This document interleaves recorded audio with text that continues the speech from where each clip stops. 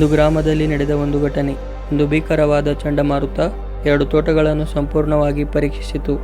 ಆದರೆ ಆಶ್ಚರ್ಯವೆಂದರೆ ಒಬ್ಬ ತೋಟಗಾರನ ಎಲ್ಲ ಸಸಿಗಳು ನಾಶವಾದವು, ಮತ್ತೊಬ್ಬನ ಸಸಿಗಳು ಮಾತ್ರ ಇನ್ನೂ ಗಟ್ಟಿಯಾಗಿ ನಿಂತಿದ್ದವು. ಆದರೆ ಯಾಕೆ ಗೊತ್ತಾ? ಒಂದು ಸಣ್ಣ ಗ್ರಾಮದಲ್ಲಿ 2 ನೆರೆಹೊರೆಯವರು ವಾಸಿಸುತ್ತಿದ್ದರು. ಇಬ್ಬರೂ ತೋಟಗಾರರು. ಅವರಿಬ್ಬರಿಗೂ ತಮ್ಮದೇ ಆದ ತೋಟಗಳು ಇದ್ದವು. ಆ ತೋಟಗಳಲ್ಲಿ ಅವರು ವಿವಿಧ ವಿಧದ ಹೂವುಗಳ ಸಸಿಗಳನ್ನು ಬೆಳೆಸುತ್ತಿದ್ದರು. ಇದೇ ತೋಟವೇ ಅವರ ಜೀವನೋಪಾಯದ ಸಾಧನವಾಗಿತ್ತು. ಅವರಲ್ಲಿ ಒಬ್ಬ ತೋಟಗಾರನು ತುಂಬಾ ಕಠಿಣ ಸ್ವಭಾವದವನಾಗಿದ್ದ. ಅವನು ತನ್ನ ಸಸಿಗಳನ್ನು ತುಂಬಾ ಜಾಗ್ರತೆಯಿಂದ ನೋಡಿಕೊಳ್ಳುತ್ತಿದ್ದ. ಪ್ರತಿದಿನ ನೀರು ಹಾಕುತ್ತಾ, ಕೊಂಬೆಗಳನ್ನು ಕತ್ತರಿಸುತ್ತಾ, ಸ್ವತಂತ್ರವಾಗಿ ಬೆಳೆಯಲು ಬಿಡದೆ ಅವುಗಳ ಎಲ್ಲವನ್ನು ನಿಯಂತ್ರಿಸುತ್ತಿದ್ದ. ಇನ್ನೊಬ್ಬ ತೋಟಗಾರ ಮಾತ್ರ ಬೇರೆ ರೀತಿಯಲ್ಲಿ ಯೋಚಿಸುತ್ತಿದ್ದ. ಅವನು ಸಸಿಗಳಿಗೆ ಬೇಕಾದಷ್ಟು ನೋಡಿಕೊಳ್ಳುತ್ತಿದ್ದ, ಆದರೆ ಅವುಗಳ ಕೊಂಬೆಗಳನ್ನು ಹೆಚ್ಚು ಕತ್ತರಿಸದೆ ಅವುಗಳು ತಮ್ಮ ಇಷ್ಟದ ದಿಕ್ಕಿನಲ್ಲಿ ಬೆಳೆಯಲು ಬಿಡುತ್ತಿದ್ದ. ಹೀಗಾಗಿ ಅವು ಸ್ವಾಭಾವಿಕವಾಗಿ ಬೆಳೆಯುತ್ತಿದ್ದವು. ಹೀಗೆ ಒಂದು ದಿನ ಸಂಜೆ ಭೀಕರವಾದ ಚಂಡಮಾರುತ ಬಂತು.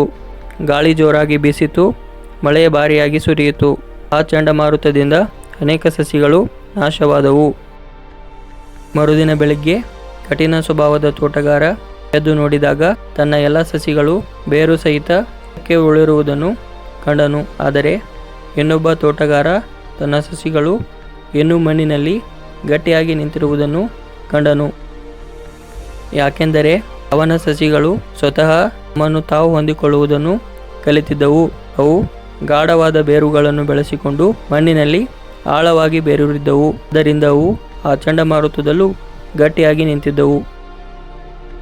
ಆದರೆ ಕಠಿಣ ಸ್ವಭಾವದವನು ತನ್ನ ಸಸಿಗಳನ್ನು ಅತಿಯಾಗಿ ನೋಡಿಕೊಳ್ಳುತ್ತಿದ್ದರಿಂದ ಅವುಗಳಿಗೆ ಕಷ್ಟದ ಸಮಯದಲ್ಲಿ ತಾವು ಹೇಗೆ ಉಳಿಯಬೇಕು ಎಂಬುದನ್ನು ಕಲಿಸಲು ಮರೆತು ಬಿಟ್ಟಿದ್ದ. ಜೀವನದಲ್ಲಿಯೂ ಹೀಗೆಯೇ. ಯಾರನ್ನಾದರೂ ಅತಿಯಾಗಿ ಕಾಪಾಡಿದರೆ ಅವರು ಕಷ್ಟಗಳನ್ನು ಎದುರಿಸಲು ಕಲಿಯುವುದಿಲ್ಲ.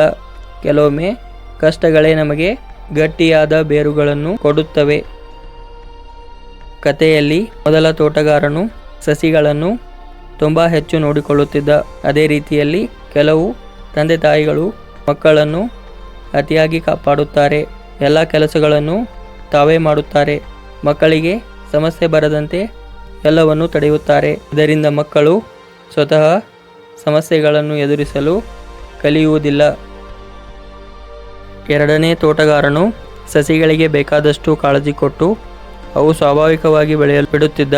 ಅದೇ ರೀತಿ ಒಳ್ಳೆಯ ತಂದೆ ತಾಯಿಗಳು ಮಕ್ಕಳಿಗೆ ಮಾರ್ಗದರ್ಶನ ಕೊಡುತ್ತಾರೆ. ಜೊತೆಗೆ ಸ್ವತಃ ಯೋಚಿಸಿ ಕೆಲಸ ಮಾಡಲು ಅವಕಾಶ ಕೊಡುತ್ತಾರೆ. ಇದರಿಂದ ಮಕ್ಕಳಿಗೆ ಆತ್ಮವಿಶ್ವಾಸ ಮತ್ತು ಹೊಣೆಗಾರಿಕೆ ಬರುತ್ತದೆ.